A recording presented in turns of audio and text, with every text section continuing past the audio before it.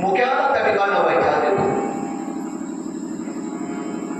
नवे नवे जो पांगुळ आहे त्या पांगळाला सुद्धा त्या ठिकाणं पर्वत चढण्याची ताकद त्या ठिकाणं तो भगवान परमात्मा देतो. त्या भगवंताला त्या ठिकाणं कोटी कोटी प्रणाम त्या ठिकाणं करावे.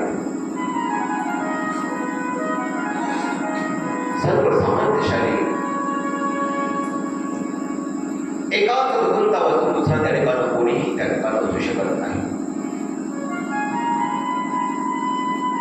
असा असणारा परब्रह्म स्वरूप भगवान परमात्मा त्या भगवंतानं त्या ठिकाणं एक दिवस विचार केला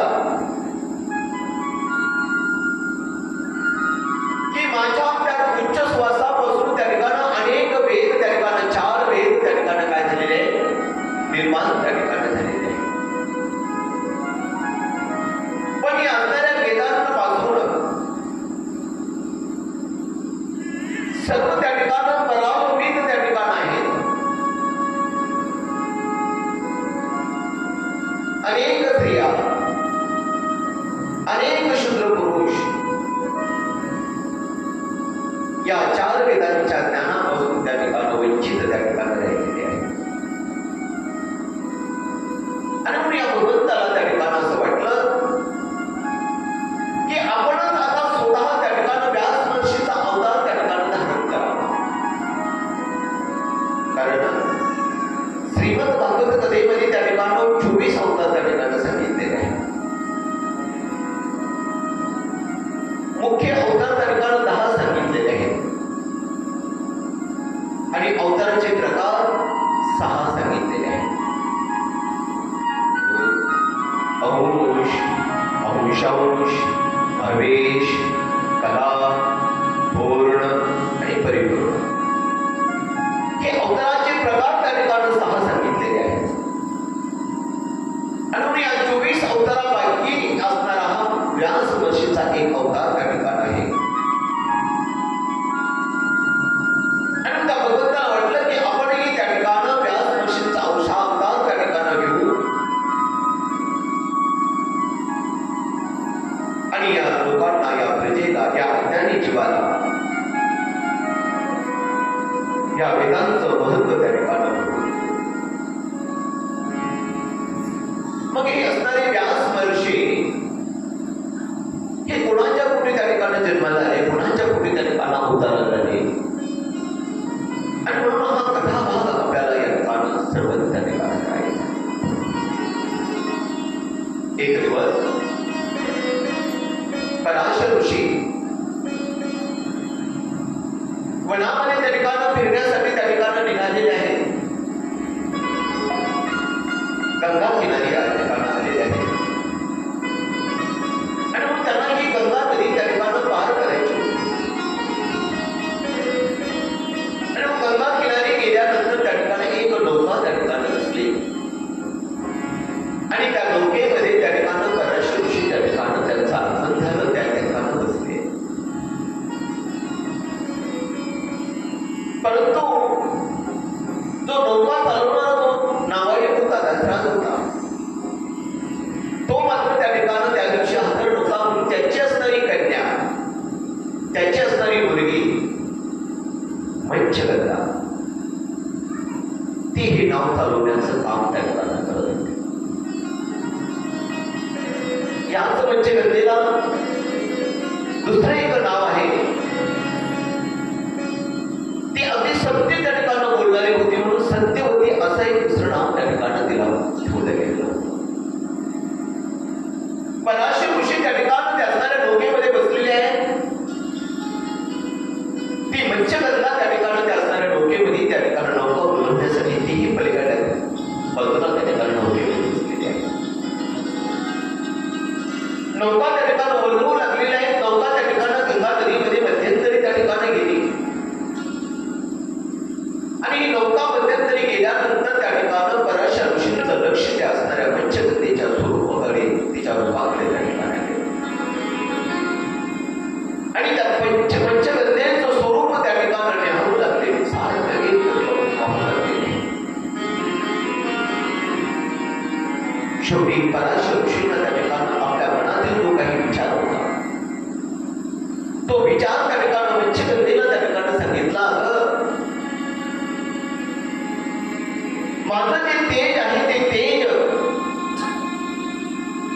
तुझ्यामध्ये त्या ठिकाणं अवतीर्ण त्या ठिकाणं करायचं, त्या ठिकाणी विलीन त्या ठिकाणं करायचं. तेव्हा ती पंचगंगा त्या ठिकाणं म्हणून सांगली की अहो तुम्ही ऋषी आहात, सगळी महान अशा प्रकारची ऋषी आहात, तुमची ख्याती आहे सर्वाकडे, आणि तुमच्या मनामध्ये असा हा विचार. पंचगंगे, मी ऋषी आहे हे मी खरं आहे, परंतु हा विचार माझ्या मनामध्ये कसा आला हे मलाही त्या ठिकाणं कळेल. काहीतरी भगवंताची अगणित अशा प्रकारची लीला असावी, त्याच्या मनामध्ये काहीतरी त्या ठिकाणं हेतू त्या ठिकाणं असावा, आणि म्हणून माझ्याही मनामध्ये मी ऋषी असतानाही माझ्या मनामध्ये हा असा विचार त्या ठिकाणं केला. अहो पण आपण गंगेमध्ये आहोत याचा तरी विचार करा. आणि म्हणून त्या ठिकाणं आपल्या योग सामर्थ्यानं ती असणारी नौका त्या ठिकाण परशु ऋषीने वर अनंतरी त्या ठिकाणी घेतलेली आहे. आता आपण गंगेपासून बाजूला आलोय, वर आलोय. आता अहो हे ठीक आहे, परंतु ती असणारी सूर्यदेवता आपल्याला पाहते ना, या सूर्यदेवते देखत आपल्याला असं वागणं चांगलं नाहीये. आणि म्हणून त्या ठिकाणं पराशर ऋषीने त्या ठिकाणं हात आडवा लावला. जसं ढगानं त्या ठिकाणं सूर्य त्या ठिकाणं ढग आडवाय व सूर्य त्या ठिकाणं ढगाच्या आड डोबावा, तसा सूर्यदेवते त्या ठिकाणं डोबा होलेला आहे. अशा प्रकारे पराशर ऋषीनं आपलं जे काही ते तेज त्या ठिकाणं आहे, परंतु त्या ठिकाणी शूद्र त्या ठिकाणी म्हटले अहो हे सर्व ठीक आहे, परंतु मी कुमारिक आहे, माझं कुमारिका जर त्या ठिकाणी भ्रष्ट झालं तर त्या ठिकाणी माझ्यासाठी नंतर कोण लग्न विवाह त्या ठिकाणी करेल. पंचगंगे, तुझं असणारं कुमारिकत्व हे मी परत तुला पुन्हा त्या ठिकाणी देतो. आता असं म्हटल्यानंतर बऱ्याचशा ऋषीनं आपलं जे तेज आहे ते तेज त्या ठिकाणी पंचगंगेवरती त्या ठिकाणी टाकलेलं आहे, आणि त्या तेजामुळे पहिल्याच त्या ठिकाणी क्षणाला ती असणारी पंचगंगा त्या ठिकाणी गर्भवती त्या ठिकाणी दिसू लागलेली आहे. 10व्या क्षणाला ती असणारी पंचगंगा त्या ठिकाणी प्रसूत त्या ठिकाणी झालेली आहे, आणि 12व्या क्षणाला तो असणारा मुलगा 12 वर्षाचा त्या ठिकाणी झाला. ही भगवंताची लीला आहे. त्या असणाऱ्या मुलाचं नाव त्या ठिकाणं राम असं त्या ठिकाणी ठेवलेलं आहे. आता त्या पंचगंगेला आपल्या मुलाबद्दल त्या ठिकाणं माया महत्व त्या ठिकाणं निर्माण झालंय. या मुलानं त्या ठिकाणं आता माझ्यावर उशीर आवाज हट्ट त्या ठिकाणं पंचगंगा त्या ठिकाणं करू लागलेली आहे. परंतु बऱ्याचशा ऋषी सांगतात की अगं आपण आपला हट्ट बाजूला ठेवावा. आता तो मुलगा 12 वर्षाचा आहे, त्याच्यावरती जबाबदारी टाका, मी त्याला आईकडे जायचं की बाबाकडे राहायचं हे त्याने ठरवावं. आणि म्हणून त्या मुलाच्या वरती ही जबाबदारी सांगितली. आणि म्हणून या असणारे राम हा मुलगा त्याने विचार केला की आपण जर आईकडे राहिलो तर आईचा जो व्यवसाय म्हणतो त्या ठिकाणी नौका वल्लभण्याचा, ही नौका आयुष्यभर आपल्याला त्या ठिकाणी वल्लभावी लागेल, हेच काम आपल्याला त्या ठिकाणी करावं लागेल. आणि आपण वडिलांबरोबर जर गेलो तर वेदांत त्या ठिकाणी होईल, वेदांचा अभ्यास आपल्यावर त्या ठिकाणी होईल. आणि म्हणून या मुलांना आपल्या वडिलांबरोबर जाण्याचा त्या ठिकाणी निर्णय त्या ठिकाणी यांनाच दुसरं नाव त्या ठिकाणी, कारण यांनी असणाऱ्या व्यासांनी असणाऱ्या राखांनी 4 वेदांचा त्या ठिकाणी विस्तार त्या ठिकाणी केलेला आहे, व्यास केलेला आहे, आणि म्हणून त्यांना व्यास महर्षी असंही त्या ठिकाणी दुसरं नाव त्या ठिकाणी पडलेलं आहे. आईला मात्र आता दुःख होऊ लागलं की आपलं मूल आता आपल्यापासून बाजूला लागलं जाऊ लागलेलं आहे, म्हणून आई त्या ठिकाणी रडायला लागली. परंतु या असणारे व्यास महर्षी सांगतात की आई तू रडू नको, कारण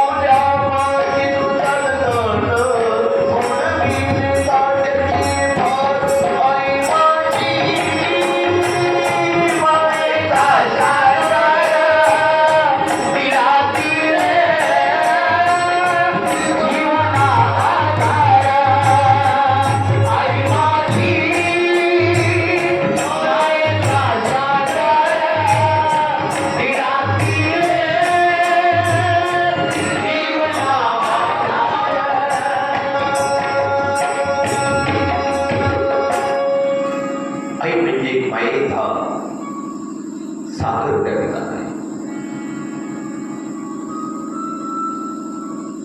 आणि म्हणून असणाऱ्या पंचगंगेचं ममत्व मातृत्व माया त्या ठिकाणी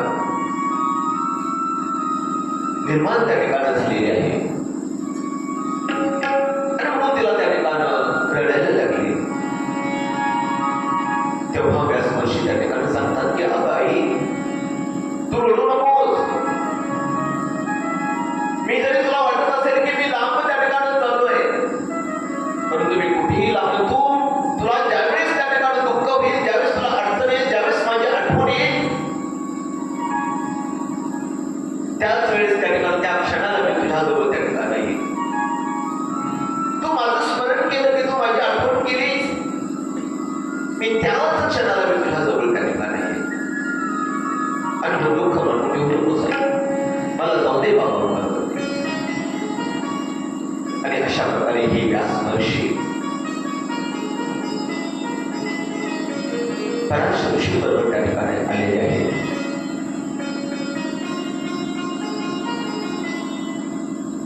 या 4 वेदांचा त्या ठिकाणी विभागणी त्या ठिकाणी व्यासांनी केलेली आहे. या नष्ट होऊ लागलेल्या त्या ठिकाणी तो धर्म त्या ठिकाणी होता, हे जे काही ज्ञान होतं, त्या ज्ञानाला आता त्या ठिकाणी व्यास महर्षीनं सावरलेलं आहे. आणि एक पुराण त्या ठिकाणी व्यास महर्षीने लिहिली आहे. महाभारतासारखा त्या ठिकाणी ग्रंथ त्या ठिकाणी व्यास महर्षीने लिहिलेला आहे. परंतु तरीही खरं जे काही जे समाधान असतं, ते समाधान मात्र व्यास महर्षींना त्या ठिकाणी होईल. त्यांचा जीव सारखा त्या ठिकाणी तळमळून त्या ठिकाणी लागलेला आहे. कोणासाठी? तर हे जगत, हे विश्व, हे अज्ञानी जीव हे ठिकाण लयाला चाललेलं आहे. उडते हे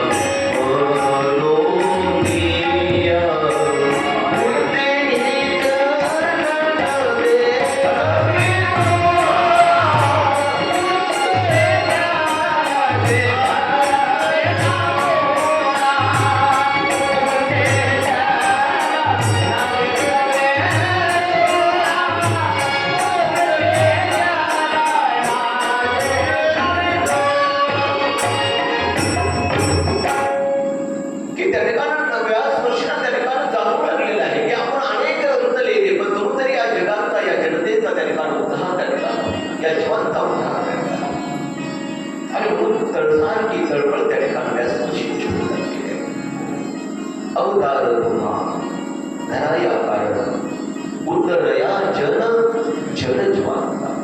या जलजवांचा उद्धार कसा होईल? हे अज्ञानी लोक सज्ञानी कसे त्या ठिकाणी होते? ही सारखी तळमळ त्या ठिकाणी असणाऱ्या व्यास महर्षींच्या त्या ठिकाणी मनामध्ये होते. आणि म्हणून हे लोक मंदबुद्धीचे त्या ठिकाणी आहेत, ज्ञानरहित त्या ठिकाणी झालेले आहेत.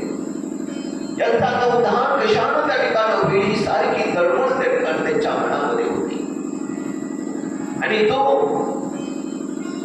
दुसऱ्याच्या हिताबद्दल सदैव त्या ठिकाणी चिंतन करतो ना, त्याला त्या ठिकाणी खरं संत त्या ठिकाणी म्हटलेलं आहे.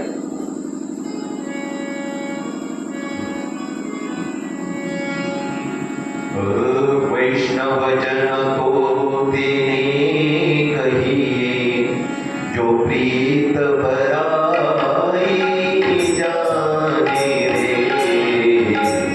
वैष्णव जन को तेने कही जो प्रीत बराई जाने, जो दुसऱ्याचं दुःख जाणतो त्याला वैष्णव त्या ठिकाणी म्हटलेलं आहे. आणि जगाच्या कल्याणा संतांच्या भोवती देह कष्टभीती परोपकारी. आणि मग त्यांना खरं त्या ठिकाणी संत म्हणावं, त्यांना खरं त्या ठिकाणी महंत त्या ठिकाणी म्हणावं. सरस्वती नदीच्या तीरावरती त्या ठिकाणी अश्वस्थ वृक्ष त्या ठिकाणी होता. त्या वृक्षाखाली व्यास महर्षी त्या ठिकाणी बसलेले आहेत आणि बसून त्या ठिकाणी चिंतन करताय काय करावं. परंतु भगवंताची एका गर्दीत लीला असते पहा. तेवढ्या त्या ठिकाणं नारद महर्षी त्या ठिकाणं भगवंताचं नामस्मरण जे घोष करतच त्या ठिकाणी येत होते. श्रीमनारायण नारायण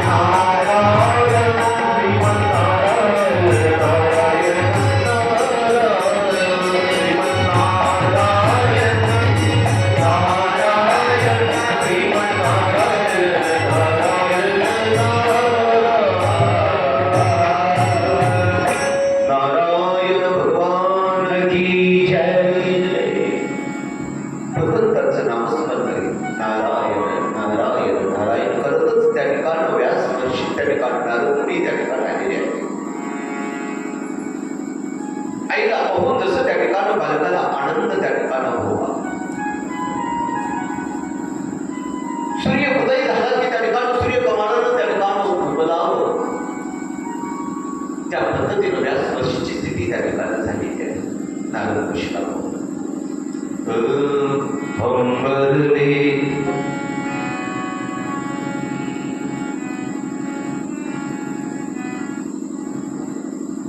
अंबरले वासराला साठती जवागाय.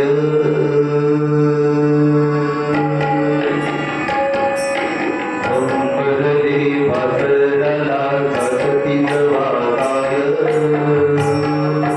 तवावले तिच्यामध्ये दिसती माझी माय रे, दिसती माझी माय. अंबरले वासराला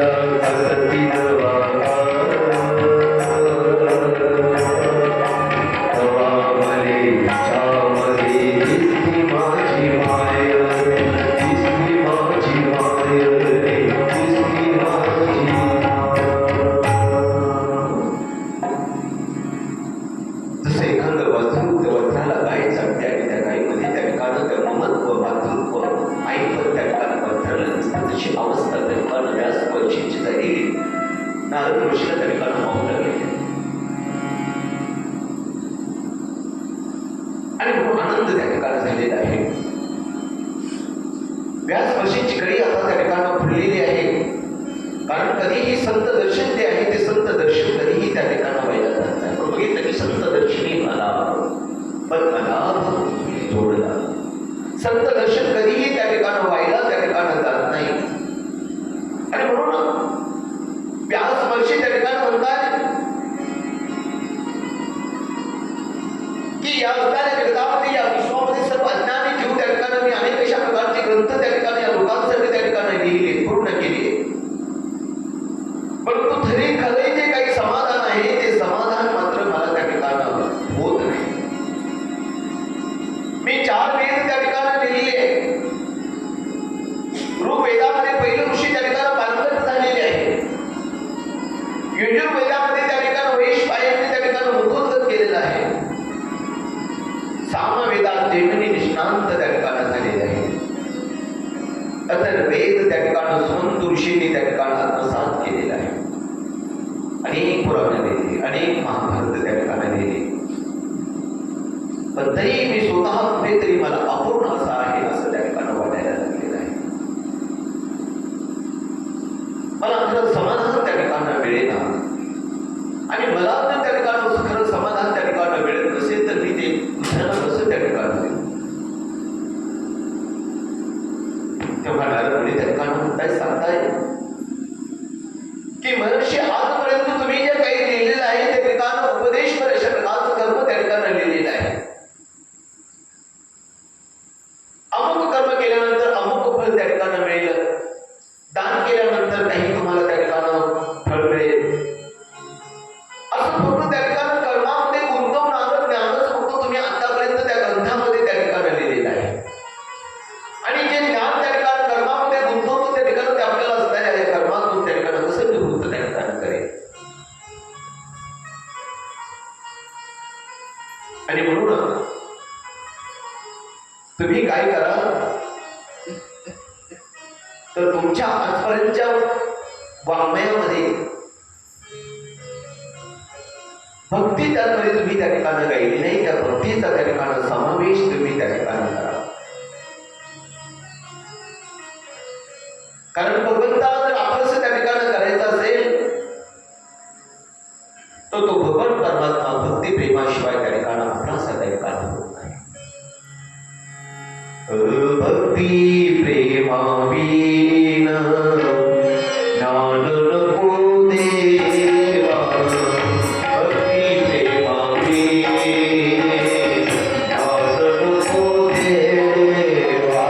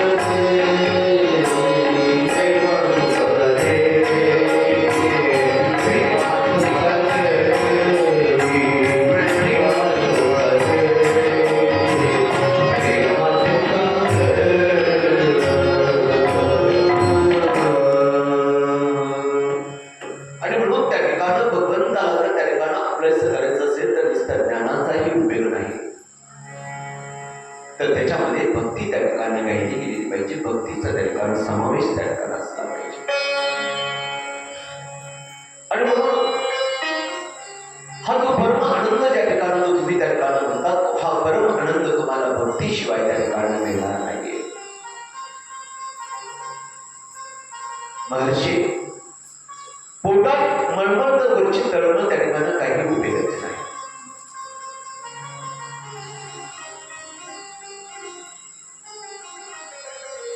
शुद्ध भावानं, शुद्ध भक्तीनं, शुद्ध अंतकरणानं तर तुम्ही त्या ठिकाणी भगवंताच्या त्या ठिकाणी त्यानेच त्या ठिकाणी भगवंताची प्राप्ती जीवनामध्ये त्या ठिकाणी होत असते. असणाऱ्या त्या ठिकाणी श्रवणानं त्या ठिकाणी आपलं मनन त्या ठिकाणी घडत असतं आणि मनाच्या पुढची पायरी जी आहे ते म्हणजे निजध्यास. आणि त्यानंतर होतो तो त्या ठिकाणी आत्मसाक्षात्कार आणि या सर्वांना सहाय्य करतो तो म्हणजे असणारा हा सत्संग. या सत्संगानं नेमकं काय होतं हे तुम्हाला मी त्या ठिकाणी सांगू. सत्संगाचं महत्व त्या ठिकाणी महत्व त्या ठिकाणी दुसरी सांगण्यासाठी सांगण्यापेक्षा मी माझीच त्या ठिकाणी हकीकत गोष्ट तुम्हाला त्या ठिकाणी सांगतो. नारदऋषी त्या ठिकाणी सत्संगाची महती त्या ठिकाणी सांगताय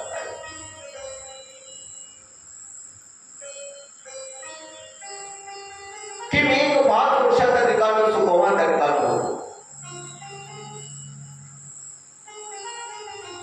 कारण पूर्वी त्या ठिकाणी मी उपब्रह्म अशा प्रकारच्या नावाचा त्या ठिकाणी गंधर्व होतो आणि माझा त्या ठिकाणी काय झाला त्या ठिकाणी ताल थकला आणि ताल थकल्यानंतर देवराज इंद्र त्या ठिकाणी रागवला आणि शूद्र म्हणून त्या ठिकाणी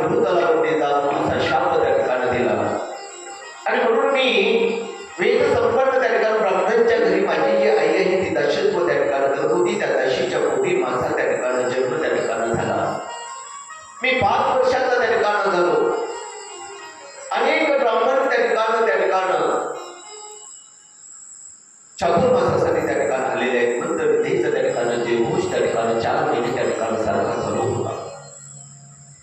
मला त्या मंत्राचं जास्त ज्ञान त्या ठिकाणी नव्हतं, परंतु रोज माझ्या कानावरती तो मंत्र त्या ठिकाणी यायचा आणि मी त्या ठिकाणी ते मंत्र म्हणण्याचा प्रयत्न त्या ठिकाणी हळूहळू त्या ठिकाणी करत होतो. आणि त्याच मंत्राचा प्रभाव माझ्यावरती त्या ठिकाणी पडलेला आहे. त्या असणारी ब्राह्मण देवतेची सेवा करण्याचा त्या ठिकाणी मलाही खूप अशा प्रकारचा आनंद त्या ठिकाणी वाटे. पुढे त्या ठिकाणी चातुर्मास त्या ठिकाणी संपला आणि चातुर्मास संपल्यानंतर ही ब्रह्मदेवता त्या ठिकाणी जाण्याचा निर्णय त्या ठिकाणी घेतलेला आहे. ते निघाले आणि ते निघाल्यानंतर मलाही असं वाटलं की आपणही त्यांच्या बरोबर जावं. नाही बेटा, त्या नाही मंत्र उच्चार त्या ठिकाणी घडला तरी कमीत कमी त्यांचं त्या ठिकाणी मंत्राचा उच्चार श्रवण करण्याचं तरी काम मिळेल, त्यांचं काल सेवा करण्याचं तरी भाग्य मला त्या ठिकाणी मिळेल. म्हणून मी जाण्याचा निघण्याचा प्रयत्न केला, परंतु आईनं मात्र मला थांबवलं. अरे बाबा, जाऊ नकोस. आई बरी त्या ठिकाणी आली. मला त्या ठिकाणाला वाईट वाटलं, परंतु त्या असणाऱ्या ब्राह्मण देवतेनं मला त्या ठिकाणी पूजेचा सर्व काही तो असणारा विधी होता, तो विधी मला त्या ठिकाणी सांगितला. बाळा, पद्मासन घालून त्या ठिकाणी भगवंताचं त्या ठिकाणी आपली जी दृष्टी आहे ती दृष्टी नाशिकाला त्या ठिकाणी ठेवावी. श्वासाकडे निश्चलपणाने त्या ठिकाणी पाहावं. आणि मग अशा प्रकारे मी ती साधना ज्या प्रकारे सांगितली, ती साधना मी त्या ठिकाणी झाडाखाली बसून त्या ठिकाणी करायला लागलो. साधनेला बसलं की त्या ठिकाणी आईनं आवाज द्यावा. आवाज दिला की त्या ठिकाणी साधनेमध्ये विघ्न त्या ठिकाणी यायचं. मनाला खूप वाईट वाटायचं. आई आपल्याला आता ही साधना इथे करते, तरी इथेही त्या ठिकाणी करून द्यायला. आई आहे पण तरीही आईचा त्या ठिकाणी राग त्या ठिकाणी येऊ लागलेला आहे, रागाचा येऊ लागलेला आहे. एक दिवस त्या ठिकाणी पहाटे त्या ठिकाणी आई उठली, अंधारात गायीची धार काढण्यासाठी गेली आणि सापाच्या शेपटीवरती तिचा पाय त्या ठिकाणी पडला आणि सापानं दंश केला आणि आईचं त्या ठिकाणच निर्वाण त्या ठिकाणी झालं. जो पाश होता त्या ठिकाणी आईचा तोही त्या ठिकाणी तुटला, संसाराचा पाश तुटला. आता मात्र मी भगवत त्या ठिकाणी लागलो. सारखं भगवंताचं नामस्मरण नामचिंतन त्या ठिकाणी घडलं. संतांचा आशीर्वाद त्या ठिकाणी फळाला आला आणि 6 महिन्यात भगवंताच्या स्वरूपाचं दर्शन मला त्या ठिकाणी झालं. भगवंतानं परमेश्वरानं दर्शन दिलं मला त्या ठिकाणी स्वरूपामध्ये दिलं, परंतु फक्त एकदाच त्या ठिकाणी दिलं. आणि नंतर भगवान परमात्मा त्या ठिकाणी दृश्य त्या ठिकाणी झाले. माझी तळमळ होती, राहून राहून मला त्यांचं दर्शन व्हावं, दर्शन त्या ठिकाणी व्हावी, सारखी तळमळ माझ्या मनामध्ये त्या ठिकाणी होती. पुन्हा पुन्हा भगवंताचं हृदय दर्शन व्हावं, परंतु भगवंतानं सांगितलं, आकाशवाणी त्या ठिकाणी झाली की बाळा, मी फक्त तुला एकदाच दर्शन त्या ठिकाणी हृदयामध्ये त्या ठिकाणी दर्शन दिलंय. कारण का की माझं स्मरण, माझी आठवण तुला सारखी त्या ठिकाणी राहावी, माझं सारखं चिंतन त्या ठिकाणी व्हावं. आणि म्हणून तुला त्या ठिकाणी माझ्याबद्दल जिज्ञासा त्या ठिकाणी माझ्याबद्दल निर्माण व्हावी, म्हणून तुला मी एकदाच त्या ठिकाणी दर्शन दिलंय. परंतु पुढे तुझे त्या ठिकाणी उरल्यानंतर त्या ठिकाणी काळामध्ये जन्मामध्ये माझ्याबद्दल जे काही ठिकाणी तुझी त्या दर्शनाची जी काही तीव्र इच्छा त्या ठिकाणी होती, ती इच्छा तुझी त्या ठिकाणी पूर्ण त्या ठिकाणी होईल. सृष्टीच्या प्रलयानंतरही त्या ठिकाणी माझी स्मृती त्या ठिकाणी जागृत त्या ठिकाणी राहिली. भगवंताचा त्या ठिकाणी वरद हस्त माझ्या मस्तकी त्या ठिकाणी शिरवला. माझं चिंतन अविरत त्या ठिकाणी चालू होतं आणि त्या चिंतनामध्येच भगवंताच्या नामस्मरणामध्येच माझा जो देव होता तो त्या ठिकाणी ईश त्या ठिकाणी पावलेला आहे, हेच त्या ठिकाणी शिकलेला आहे. आणि म्हणून या कल्पामध्ये ब्रह्मदेवाच्या मांडीतूनच माझा त्या ठिकाणी काय झाला, जन्म त्या ठिकाणी झाला. तो जन्मही त्या ठिकाणी मी त्या भगवंताचं नामस्मरण नारायण नारायण नारायण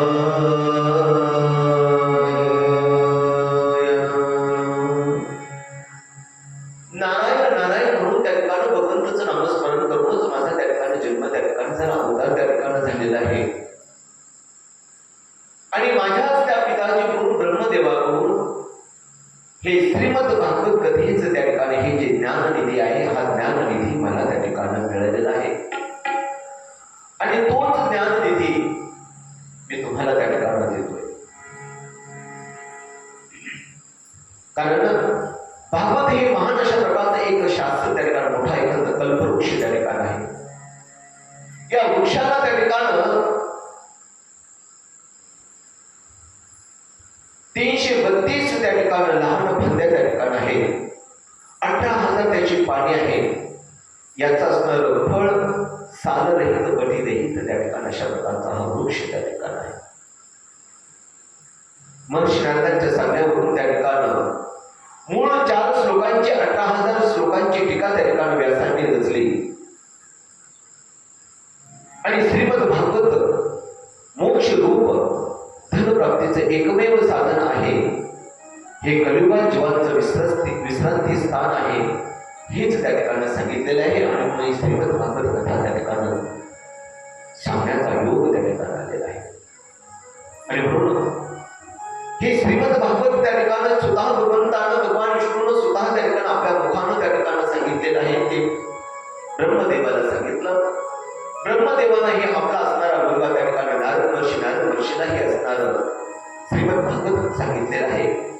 नारद महर्षीने हेच श्रीमद भागवत कथा ही व्यासांना त्या ठिकाणी सांगितली आणि व्यासांनी हीच श्रीमद भागवत कथा आपला जो मुलगा आहे तो म्हणजे शुक मुनीला ही भागवत कथा त्या ठिकाणी सांगितलेली आहे. आणि म्हणून शुकदेवजी महाराज हे व्यासांचे पुत्र त्या ठिकाणी आहे. आणि म्हणून शुकदेवजी महाराजांचा जन्म हा त्या ठिकाणी कसा झाला हे थोडक्यात आपण त्या शुकदेवजी महाराजांची जन्मकथा त्या ठिकाणी पाहण्याचा प्रयत्न त्या ठिकाणी करणार आहोत. बोला शुकदेवजी महाराज की जय. एकदा काय झालं की नारद महर्षी ब्रह्मदेव या सर्वांची सभा त्या ठिकाणी एक दिवस सगळ्यांची जमलेली आहे आणि सगळी सभा जमल्यानंतर सगळ्यांचा विषय त्या ठिकाणी सुरू झाला की संसारामध्ये प्रपंचामध्ये खरं सुख कसं आहे, खरं सुख कसं प्राप्त होतं, पैशानं होतं की संसारातील एकमेकांच्या त्या ठिकाणी परिवारातील प्रेमसंबंधानं त्या ठिकाणी खरं सुख जीवनामध्ये त्या ठिकाणी मिळतं. अशी चर्चा त्या ठिकाणी सर्वांची त्या ठिकाणी चालू झाली. ही चर्चा त्या ठिकाणी चालू असताना त्या ठिकाणी म्हटले की इकडे तिकडे त्या ठिकाणी बाकीच्या विचारण्यापेक्षा आपण त्या ठिकाणी या देवदेकांना जाऊन त्या ठिकाणी विचारूया की संसारिक सुख हे त्या ठिकाणी कशाने मिळतं, पैशाने मिळतं का धन संपत्तीने मिळतं का घरातील त्या ठिकाणी, कारण पैशाने धन संपत्तीने हे सुख त्या ठिकाणी मिळत नाही. मग हे सुख जर कशाने मिळत असेल तर आपल्या घरामध्ये जे ठिकाणी जे प्रेम संबंध आहेत, जे चांगले संस्कार आहेत, त्याच संस्कारानं त्याच एकमेकांच्या त्या ठिकाणी प्रेमानं त्या ठिकाणी हे खरं सुख त्या ठिकाणी मिळत असतं. पत्नी प्रेमामुळे सुख त्या ठिकाणी मिळत असतं, परिवाराच्या प्रेमामुळे हे खरं सुख त्या ठिकाणी मिळत असतं. आणि म्हणून हे प्रेम सुख त्या ठिकाणी कुठे आपल्याला त्या ठिकाणी पाहायला मिळेल, देवताकडे पाहायला भेटेल का, म्हणून भगवान विष्णूकडे त्या ठिकाणी गेले. भगवान विष्णूला विचारल्यानंतर भगवान विष्णू म्हणतात आमच्या दोघांमध्ये जर खरं सुख आम्हाला जर दोघांना जर मिळत असतं तर आम्ही त्या ठिकाणी वैकुंठ सोडून या सुखाकारणे देव वेडावला वैकुंठ सोडून संत सदनी. खरं सुख जर आम्हाला आमच्या दोघांमध्ये जर त्या ठिकाणी मिळत असेल, वैकुंठामध्ये जर मिळत असते तर मी त्या ठिकाणी इकडे खाली कशाला. ब्रह्मदेवाला त्या ठिकाणी विचारलं, ब्रह्मदेवाकडे पाहिलं तर ब्रह्मदेव म्हटला माझा अनुभव मला नाही.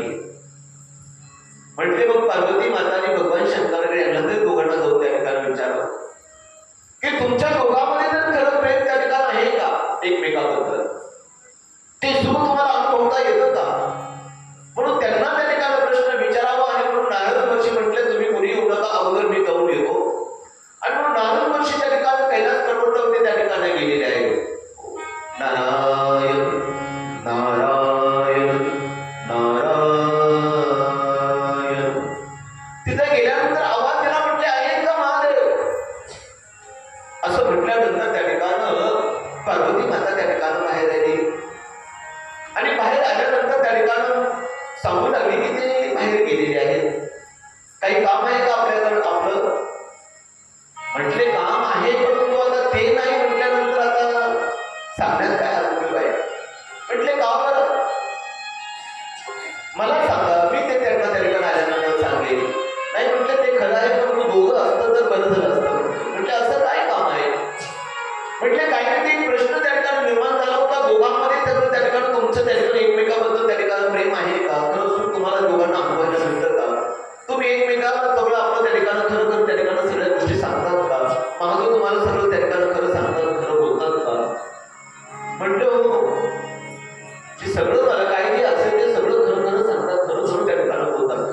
माझ्यापासून काहीही त्या ठिकाणी लपून ठेवत नाही. म्हटले असं म्हटलं हो. मग महादेवांच्या त्या ठिकाणी गळ्यामध्ये त्या ठिकाणी दैत्यांच्या माळा आहे. मग या माळा त्या ठिकाणी भगवान शंकरांना त्या ठिकाणी महादेवांना आपल्या गळ्यामध्ये का घालतात हे सांगितलं असेल म्हटले. म्हटले नाही ना, तेवढं नाही सांगितलं, बाकी सगळं सांगितलं, पण ते मात्र सांगितलं नाही. मग का घातल्या मला? म्हणजे मला काय माहिती काय घातलं, त्यांनाच विचार. नारायण नारायण नारायण. तर त्या ठिकाणी जाऊन सांगितलं, त्यांचं काम झालं. नारद वर्षी निघून गेले. नारद वर्षी वाटत चालले तो भगवान शंकर तिकडून महादेव त्या ठिकाणी येत होते. महादेवानं त्या ठिकाणी नारद वर्षीला पाहिलं. त्या पाहिल्याबरोबर त्यांच्या मनामध्ये सगळं त्या ठिकाणी ज्या ते नारद वर्षी त्या ठिकाणी आपल्या घरी येऊन गेले, त्या ते घरामध्ये काहीतरी आता घोटाळा झालेला असेल. त्यांनी त्या ठिकाणी भगवान शंकर त्या ठिकाणी आलेले आहेत. आल्यानंतर घरामध्ये पाऊल टाकलं तर तिकडं भांडी आपल्याला त्या ठिकाणी सुरुवात झाली. खूप प्रेम करताय, मला सगळं खरं खरं सांगताय, खरं खरं सांगताय, नुसता भास त्या ठिकाणी करताय. आता तुम्हाला झालं काय म्हटलं? म्हटलं झालं काय म्हटलं, तुमच्या गळ्यामध्ये ज्या त्या ठिकाणी दैत्याच्या माळा आहेत, त्या दैत्याच्या माळा तुम्ही गळ्यामध्ये का घालतात हे कधी मला तुम्ही सांगितलं का आतापर्यंत? म्हटले नाही सांगितलं. त्याच्यात सांगण्यासारखं काय म्हटले? म्हटले सांगण्यासारखं काय म्हटले? असं कसं म्हणताय? सगळं सांगताय, पण या दैत्याच्या माळा तुम्ही गळ्यामध्ये का घालतात हे तर तुम्हाला सांगितलं नाही, हे सांगायला पाहिजे होतं. म्हटलं आता त्याचं काय म्हटले? तू अनेक अशा प्रकारचे अवतार, पार्वती मातेचा अवतार घेतला, अंबिके मातेचा अवतार घेते, रेणुका मातेचा अवतार घेते, कालिका मातेचा अवतार घेते. तू अनेक अशा प्रकारचे अवतार घेते आणि अनेक अवतारामध्ये तू एका दैत्याला त्या ठिकाणी मारलेला आहे. आणि त्या दैत्याला मारल्यामुळं तुझे जे त्या ठिकाणी महत्व त्या ठिकाणी आहे, तुझी जी आठवण त्या ठिकाणी त्या दैत्याला मारल्याच्या तुझ्या त्या असणाऱ्या त्याची मला त्या ठिकाणी आठवण त्या ठिकाणी राहावी, स्मरण त्या ठिकाणी राहावं तुझ्या अवताराचं. आणि म्हणून त्या ठिकाणी तू ज्या ज्या अवतारामध्ये दैत्याला मारलं त्या त्या दैत्याची मुंडकं मी त्या ठिकाणी माझ्या गळ्यामध्ये या माळेमध्ये त्या ठिकाणी घातलेलं आहे. म्हटले मग मी अनेक अशा प्रकारचे अवतार घेत होते, पार्वती मातेचा, अंबिके मातेचा, कालिका मातेचा, रेणुका मातेचा, असे मी वेगवेगळे अवतार घेत होते. तुम्ही? म्हटले मी नाही अवतार घेत, मी अमर आहे. म्हटलं तुम्ही अमर ना, मी कसे अमर नाही? मला मी अमर झाले पाहिजे. म्हटलं तुम्ही कसं अमर आहे? म्हटले मी अमर कथा ऐकते म्हणून मी अमर आहे. मग तुम्ही अमर कथा ऐकली, मग मलाही अमर कथा ऐकायची. ऐका हट्टीला पेटली पार्वती माता. बायकोचा हट्ट, बायकोचं कृष्ण अवघड आहे. काही जास्त कारण लागत नाही त्या ठिकाणी दृष्टीला. हट्ट झाला त्या ठिकाणी मलाही अमर कथा त्या ठिकाणी ऐकायची. अगं अमर कथा त्या ठिकाणी ऐकायची हे खरं आहे, पण इथं ती सर्वसमोर ती अमर कथा त्याला तुला सांगता येणार नाही. कारण सगळे जर अमर कथा त्या ठिकाणी ऐकली तर सगळेच अमर होतील. आणि मग या रहाटगाड कसं चालायचं आहे? मग म्हटले काय? म्हटले काही नाही. म्हटले तुला जर अमर कथा जर ऐकायची असेल तर आपल्याला अमरनाथला त्या ठिकाणी जावं लागेल. म्हटले ठीक आहे, तिकडे जाऊ. आणि म्हणून त्या ठिकाणी अगोदर त्या ठिकाणी भगवान शंकरांना आपला एक त्रिशूळ त्या ठिकाणी पाठवला. त्याला सांगितलं की तिथले पक्षी, प्राणी, जीव मात्र जे जे काही जिवंत असते त्यांना सगळ्यांना सांगा की तिथून त्या ठिकाणी तुम्ही सगळे त्या ठिकाणी काय करा, पलायन त्या ठिकाणी करा. तिथे आम्हाला अमर कथा त्या ठिकाणी पार्वती मातेला सांगायची आहे. सगळ्यांनी आपण त्या ठिकाणी निघून जावं असं त्या ठिकाणी त्रिशूळा त्या ठिकाणी सांगितलेलं आहे. त्रिशूळ त्या ठिकाणी गेलेलं आहे. सगळ्यांना त्या ठिकाणी वार्ता त्या ठिकाणी सांगितलेली आहे. आणि वार्ता सांगितल्यानंतर त्या ठिकाणी सगळे त्या ठिकाणी निघून जाण्यासाठी जीव मात्र त्या ठिकाणी सगळे निघून त्या ठिकाणी गेलेले आहे. परत एकदा सांगितलं, परत खात्री करून की कुठलाही जिवंत जीव तिथे दिसला पाहिजे नाही. जर एखादा जीव मात्र जर त्या ठिकाणी जिवंत असेल, त्याने जरी अमर कथा ऐकली तर त्या ठिकाणी तो अमर होईल. तो अमर होतो आणखी ना लोकांना त्या ठिकाणी सांगेल. मी सगळा घोटाळा होऊन जाईल आणि परत एकदा तू चौकशी करून ये, चांगलं पाहून ये.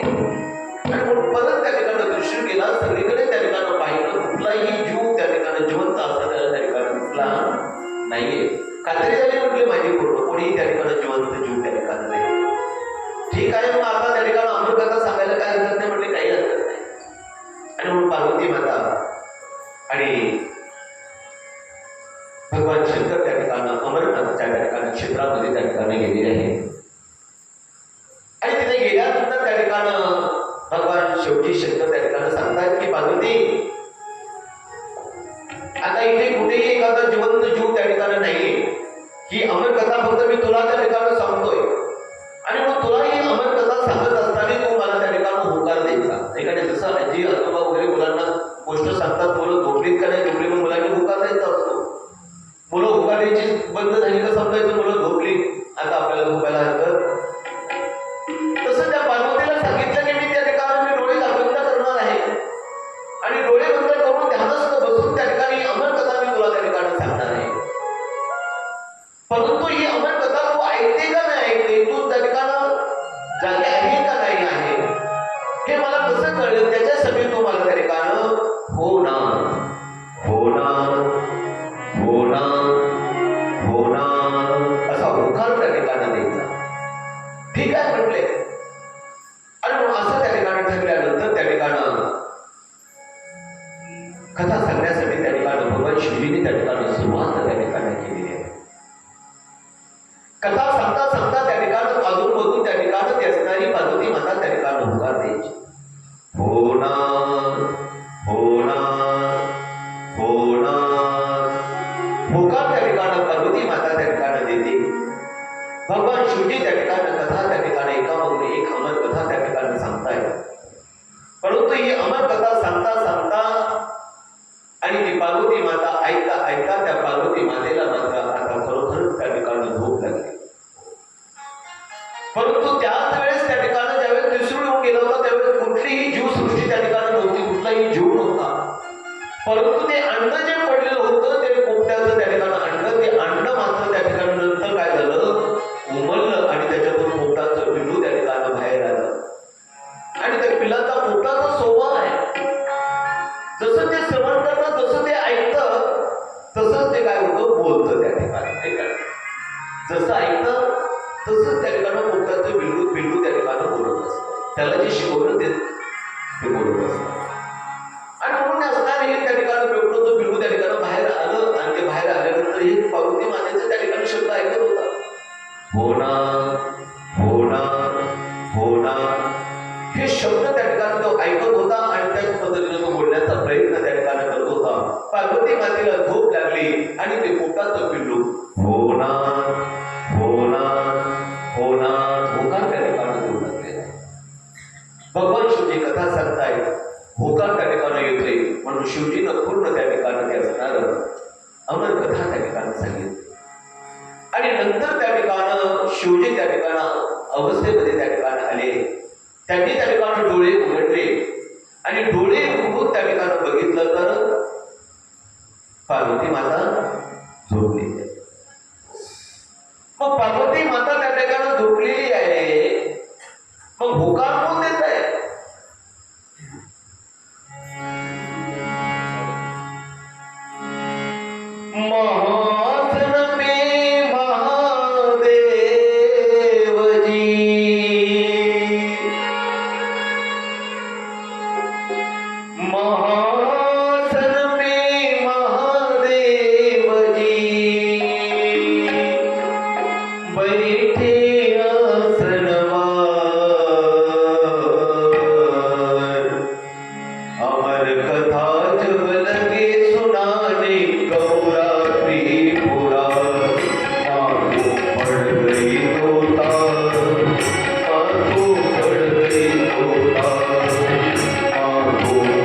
Thank you.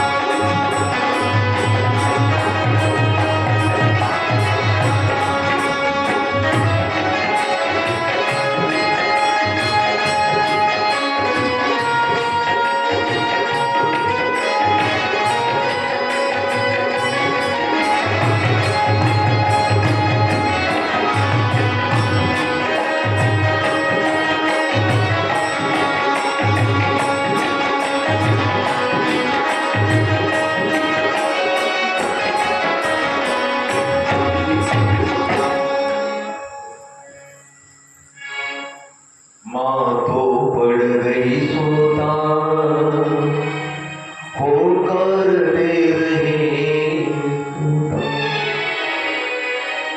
त्या ठिकाणं महत्व, त्या ठिकाणं पार्वती माता त्या ठिकाणं झोपलेली त्या ठिकाणं आहे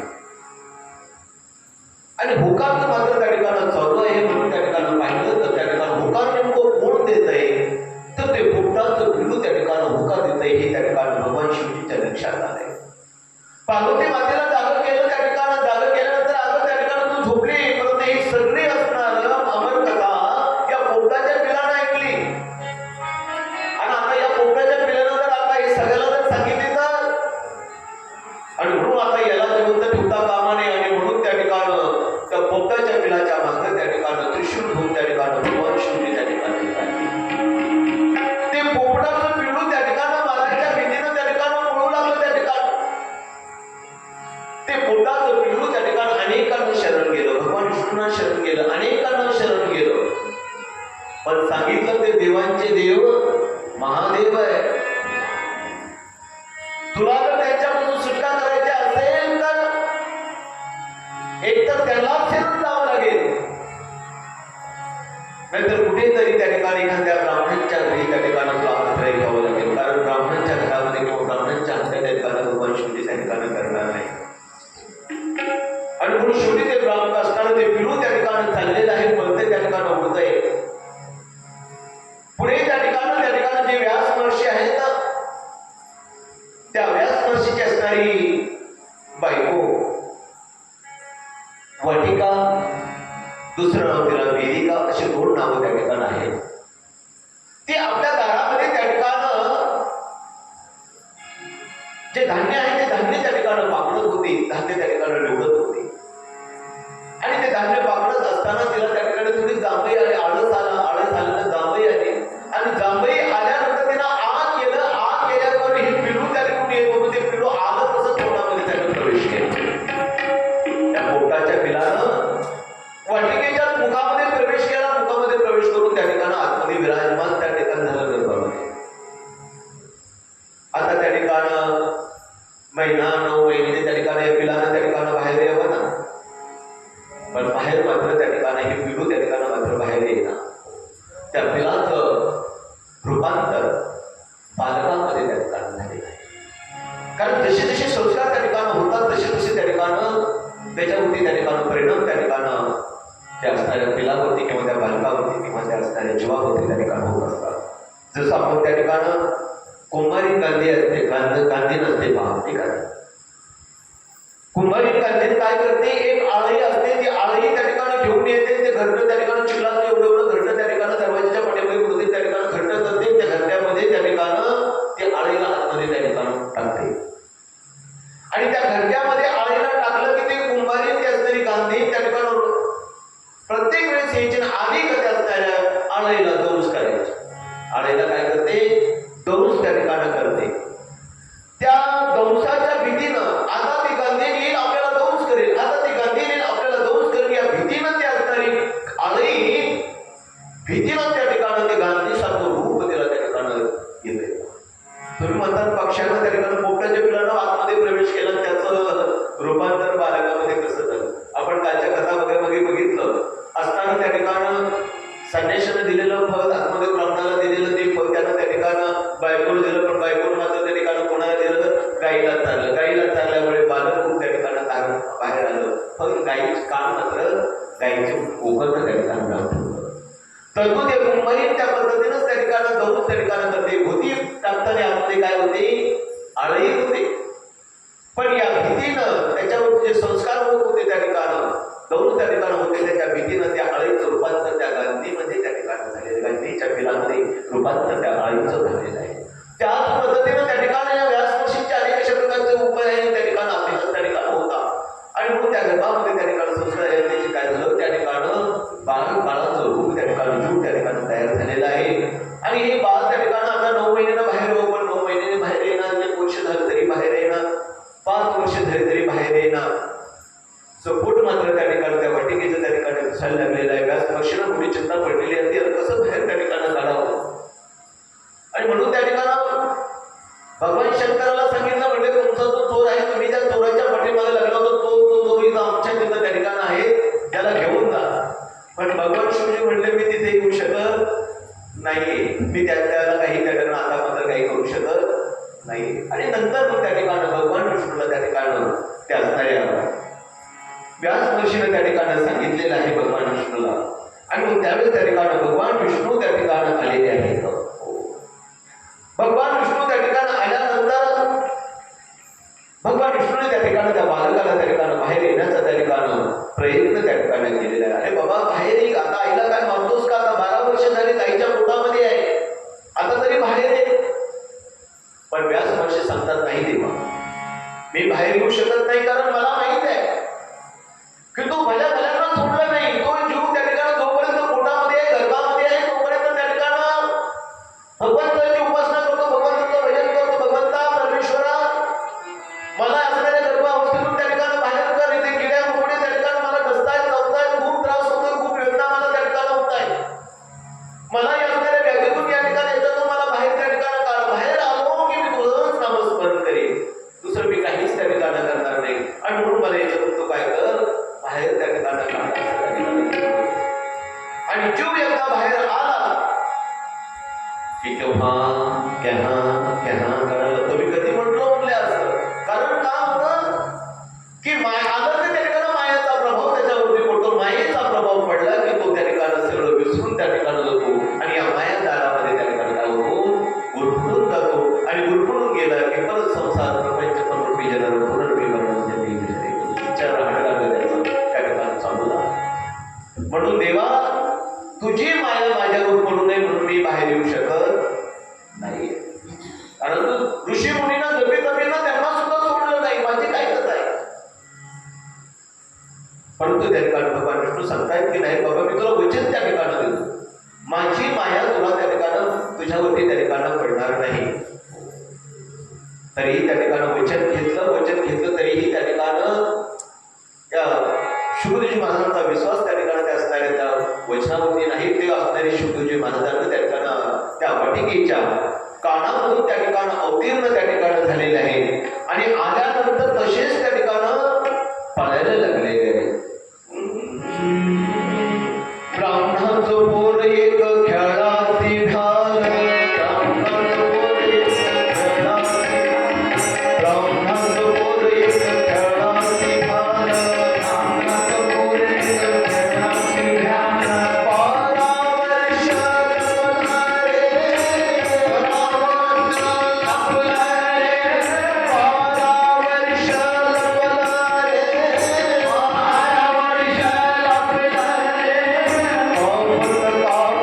बाहेर आलं, नागरेची पडून गेलं रे. बाहेर आलं,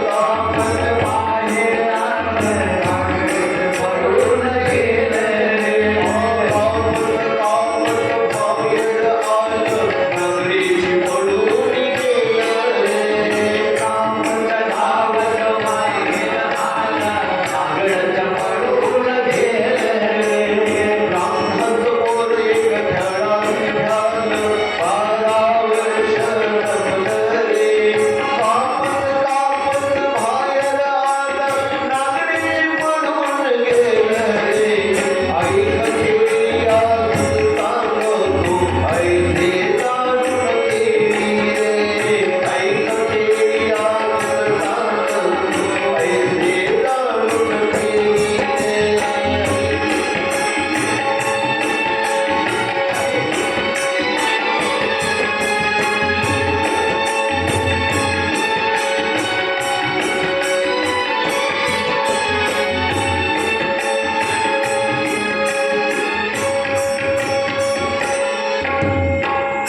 शुभदेवजी भगवान